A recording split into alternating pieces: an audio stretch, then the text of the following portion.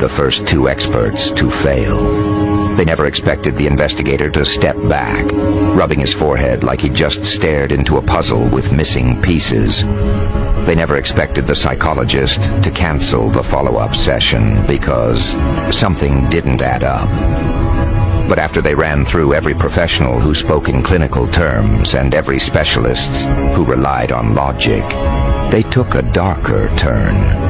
They went looking for someone whose work didn't rely on facts, someone who could see behind the curtain, someone whose entire livelihood depends on reading the energy most people never acknowledge.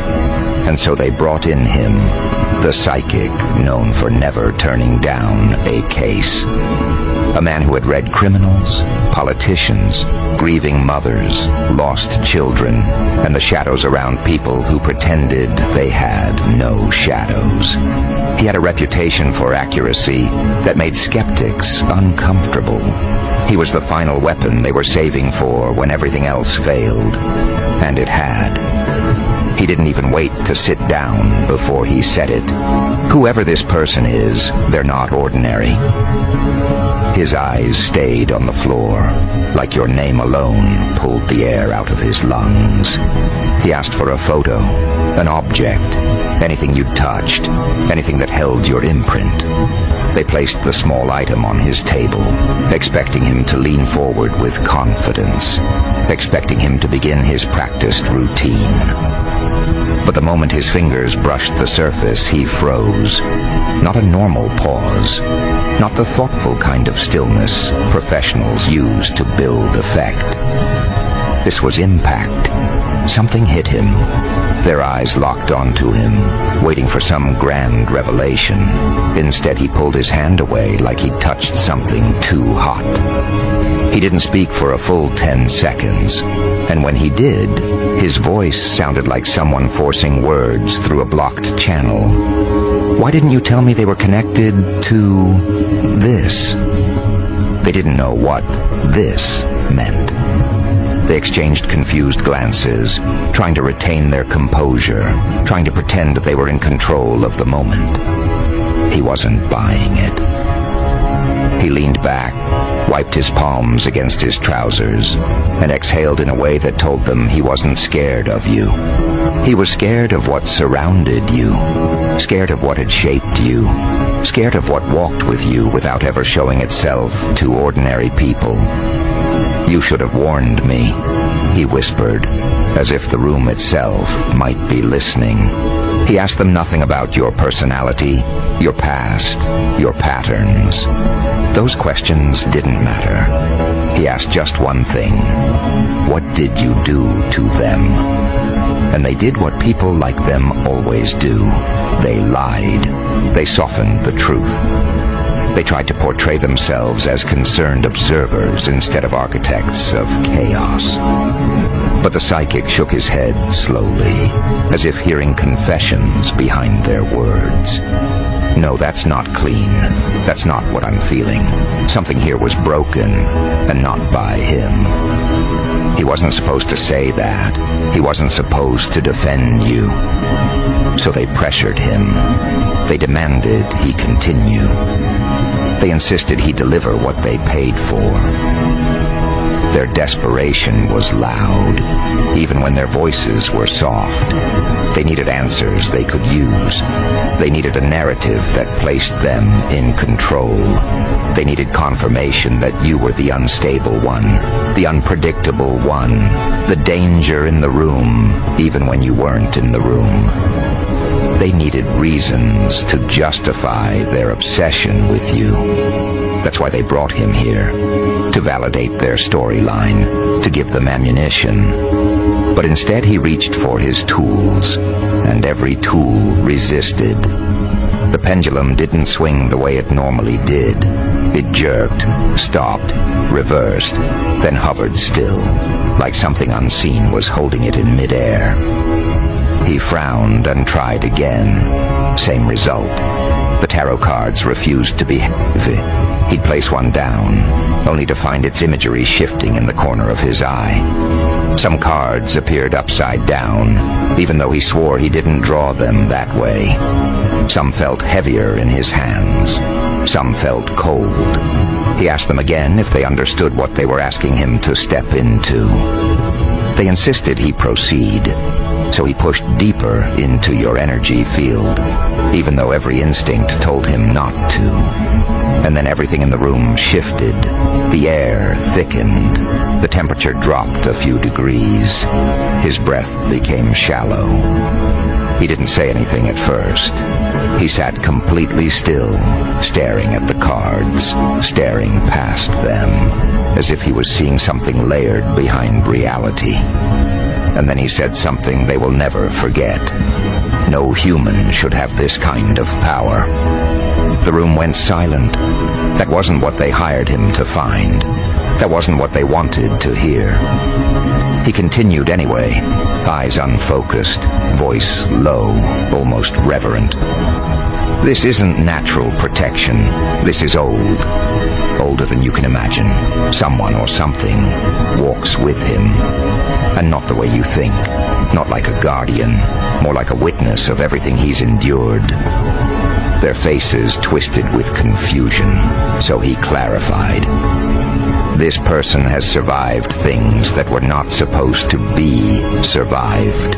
Energetically, physically, emotionally, parts of them were destroyed, parts of them were replaced, and now they carry something no practitioner should try to interpret. He placed a hand on the table as if grounding himself. Whatever harmed him, whatever broke him, whatever shattered him, it didn't win. But it didn't leave either. It changed him, and not in a way that any of you understand. They tried to play it off, tried to pretend none of this scared them, but he wasn't looking at them anymore. He was looking at the card he'd just pulled, the one that made every muscle in his face tighten. He stared at it for a long moment before putting it back down, like he didn't want anyone else seeing it. This card shouldn't appear in this position, not for someone still alive. Their confusion turned to uneasy laughter, but his expression stayed dead serious.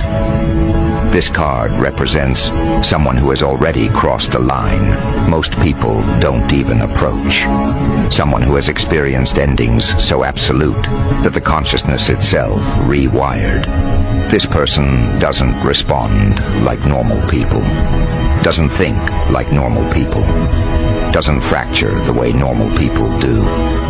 You can't break something that already rebuilt itself. He leaned forward, voice sharper. And you didn't tell me about the interference. They froze. What interference? They asked. He shook his head. I'm not talking about people. I'm talking about the thing that keeps blocking my reading. Every time I try to look deeper, something pushes back. Something that isn't him. Something that feels ancient and protective. Something that doesn't want me here. Their breath hitched. He continued anyway. This is the kind of energy I've only encountered twice in my life, and both times I walked away. I'm not sure I should continue. But they insisted he did. They were too far into their own obsession to back out. They needed answers, even if those answers shook their worldview. So he sighed, rubbed his temples, and reluctantly continued the session. He shifted the cards again, pulled another, hesitated, pulled a third. His expression changed gradually, confusion first, then discomfort, then that specific kind of dread that belongs to someone realizing they've made contact with something far beyond their understanding. This is not the reading of an ordinary person, he muttered. This is someone who has died without dying, someone who has walked out of emotional graves, someone who has stood inside destruction and refused to collapse. He pointed at the card.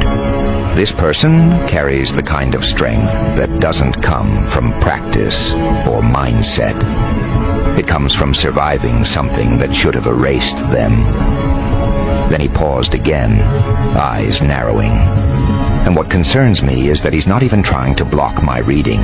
He's not resisting. He's not defending. He's simply there. And yet I can't see him fully. Something is hiding the parts you most want to know. Their frustration boiled over. Hiding? Why would he hide anything? He doesn't even know we're doing this.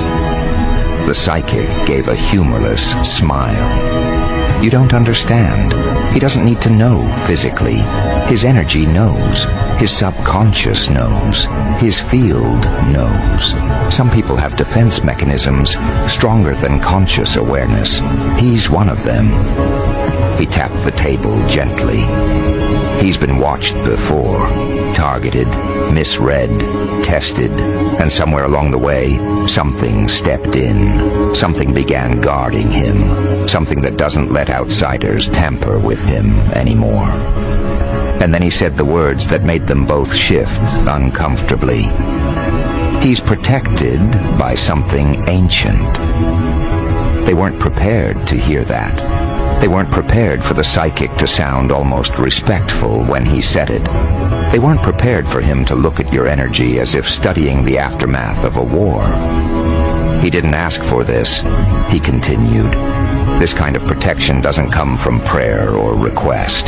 It comes from survival, from being pushed past a point the human psyche is not designed to pass. He drew another card. His hand trembled. This confirms it. They leaned forward. Confirms what? He looked up slowly. You're not dealing with someone you can manipulate. You're not dealing with someone who cracks under pressure. You're dealing with someone who has already lived through the collapse they fear. Someone who rebuilt themselves with no blueprint. Someone who learned to think without relying on external validation. He pressed his fingers to his forehead. This is someone who doesn't break the way normal people break. Because they already shattered once, and when they reformed, they became unreadable. They tried to argue, but the psychic cut them off. You want weakness, you won't find it here. The only weakness he had was the people he trusted, and he doesn't trust you anymore. His eyes met theirs, unblinking. This person was hurt by someone they cared about. That experience rewired them. Their emotional structure is different. Their intuition sharpened. Their boundaries hardened. And now anyone attempting to invade their inner space is met with resistance they can't identify. They swallowed hard. He continued. Even I can't see past it, and I don't think I should try. But they pushed. They begged. They offered more money, more incentive, more pressure. Their obsession was louder than their common sense. They needed answers that justified their behavior. Needed proof they were right to watch you, analyze you, discuss you in rooms you didn't know existed. They needed something that made you wrong and them right. The psychic sighed, defeated. Fine, one more pull. He reached for the deck slowly, like approaching something dangerous. He shuffled once, twice. His fingers hesitated a third time. He drew the card. And when he flipped it, his entire face changed. He didn't speak for 5 long seconds. When he finally did, his voice was almost a whisper. If I continue, I won't sleep tonight. They stared at him, confused and terrified. He looked down at the card again and shook his head. He's already stepped into the next stage. Whatever you think you're doing, stop. He leaned back, expression hollow. You're not investigating a person. You're interfering with a trajectory. They didn't understand. They asked him what that meant. He looked at them quietly. It means the more you try to read him, the more you reveal yourselves. He stood up, gathering his tools with sharp, uneasy movements. I'm done. I shouldn't have touched this, and neither should you. They demanded answers. He ignored them. They asked what he saw. He didn't respond. They followed him to the door. He waved them off, muttering something under his breath like a warning meant to be half heard. But one line slipped out clearly. You're not prepared for what he becomes next. That single sentence didn't just land in the room. It hung there, vibrating, like the air itself wasn't supposed to carry something that heavy. They stood frozen, trying to understand what he meant, trying to convince themselves he was exaggerating, but something in his expression told them he wasn't. His eyes weren't wide with fear. They were tight with caution, not of you, but for them. As if he knew that once the next layer of your energy unlocked, nothing around you would stay in its comfortable shape ever again. They watched him walk down the hallway, refusing to explain anything further, and that alone scared them more than the reading itself. Psychics talk for a living. But this one couldn't bring himself to keep speaking. He didn't run, but his steps quickened like someone trying to put distance between themselves and something that follows without moving. They went back inside, pacing, whispering, almost arguing with each other. They weren't afraid of your power yet. They were afraid of the unknown part of it. That part you don't even fully understand. That part you don't flaunt, don't weaponize, don't display. That part you carry like a calm shadow that responds only when necessary. While they panicked, you stood there the same way you always do, still unbothered, watching their reactions reveal pieces of themselves they've kept hidden from everyone but you. Because your presence has a strange way of peeling people open whether they want it or not. You don't try to expose them, they expose themselves, trying to figure you out. One of them finally said what they were all thinking. Why couldn't he read him? Another shook his head. He did read him, he just couldn't handle it. And that sentence cracked something inside the group. Because now the question wasn't about your energy, it was about the psychic's limits. If a man who dedicated years to studying the unseen couldn't hold what he saw in you, what chance did they have? They looked at you again, but this time their eyes didn't hold judgment. They held caution, respect, something close to awe. And you didn't say a word. You didn't need to. That's when the shift started, subtle, quiet, nearly invisible to the untrained eye. The air around you warmed, not like heat, but like activation. The way metal hums before it bends. The way water shivers before it boils. You didn't force anything outwards, but something around you adjusted as if aligning itself with your awareness. They felt it before they understood it. They stepped back without realizing their feet were moving.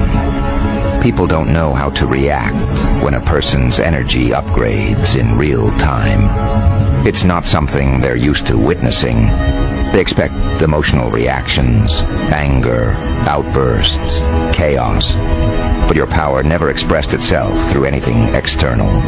It showed itself through what didn't move. You stood still, and they felt everything shift. The psychic had tried to read you. He had tried to trace your energy like he does with everyone else, but with you, the moment he reached too deep, something reached back. Not violently, not defensively, just with a level of authority he wasn't prepared to encounter. He pried like someone picking a lock, unaware that the door he touched didn't open. It watched. And when he realized that your energy wasn't sitting there waiting to be interpreted, but actively observing him, that's when he broke the connection. You didn't block him. You didn't push him out. You simply existed in a way his methods weren't designed to handle.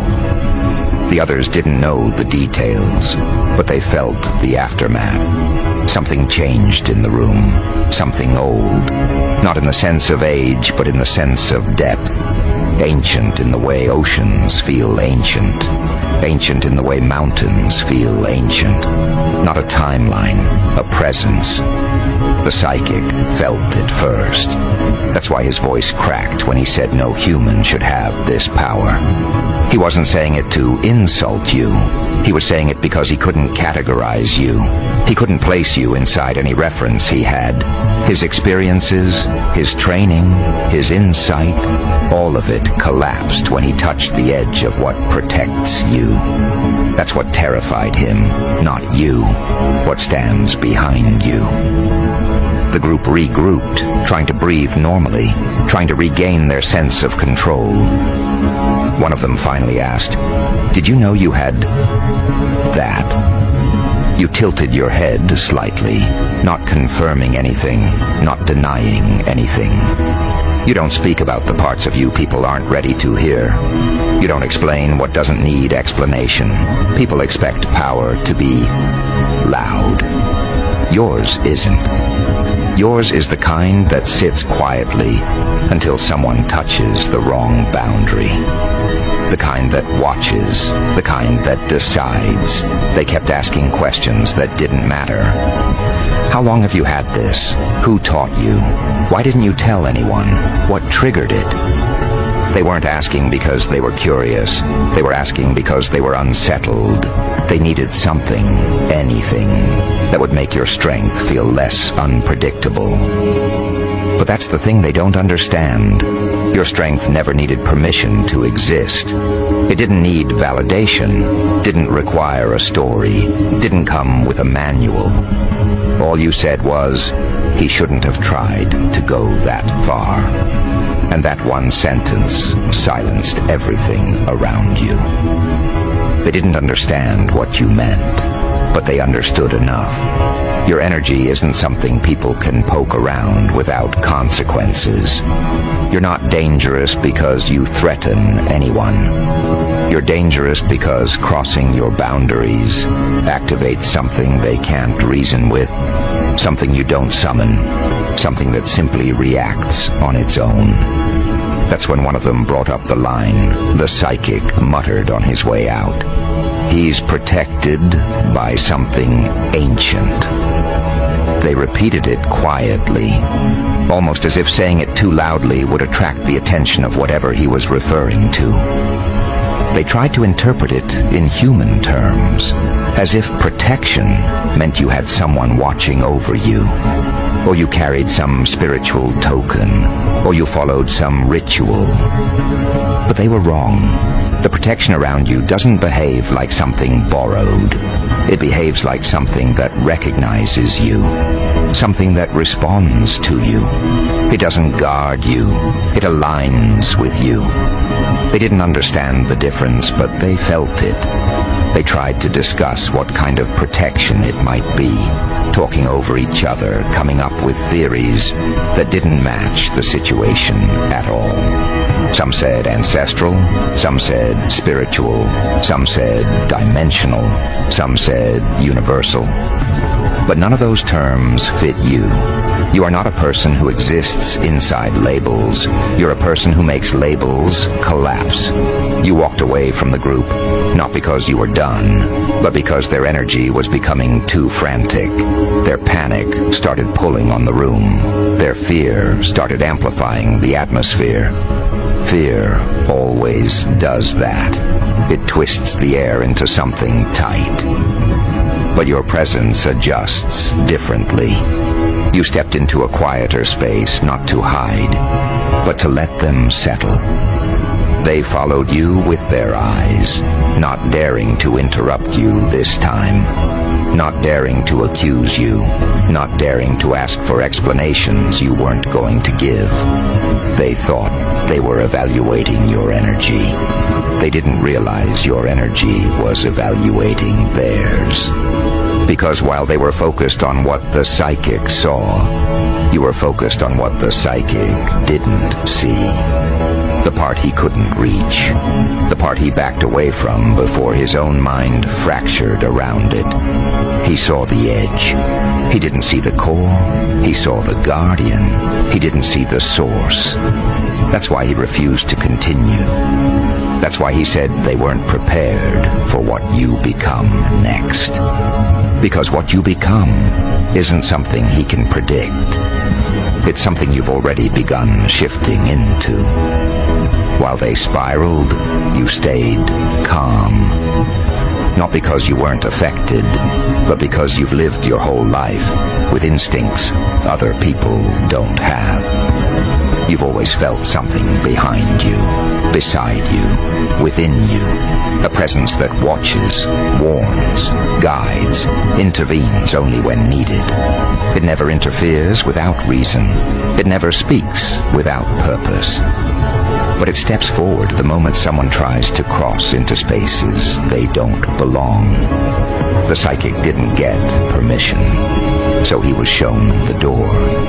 And the people around you were left trying to make sense of a reality their minds were never trained to process. They kept replaying his expression, his tremor, his refusal to continue. They kept trying to rationalize something that can't be rationalized, because the truth is simple. Your energy doesn't behave like human energy. It doesn't fluctuate. It doesn't destabilize. It doesn't fracture. It holds.